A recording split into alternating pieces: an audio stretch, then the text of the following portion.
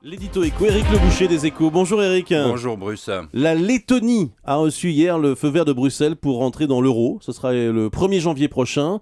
Et cette entrée est un signe de confiance dans la monnaie unique. Ça, c'est ce que dit la Commission. Est-ce que c'est vrai ?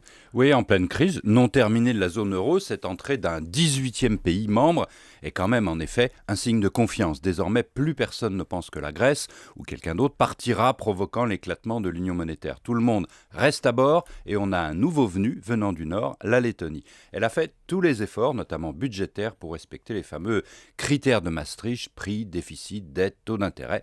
Enfin, le troisième pays balte, la Lituanie, va suivre. Elle espère entrer en 2015. La population ne semble pas si convaincue des avantages, d'après les sondages. On assiste à un divorce en Lettonie comme ailleurs entre les dirigeants et les populations. Un tiers seulement des 2,2 millions de Lettons sont favorables à l'entrée dans l'euro. Les 2 tiers sont contre.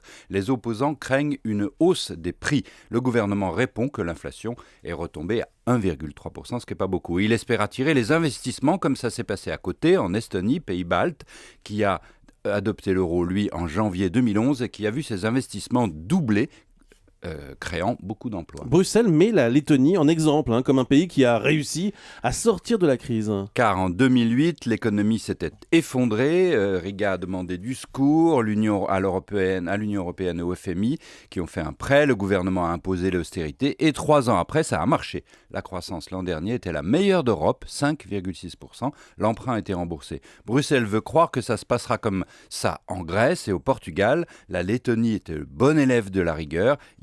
Elle est récompensée. Le pays adhère à l'euro comme à une grande famille, pleine de heurts, certes, mais rassurante dans le grand monde dangereux. Merci Éric Le Boucher.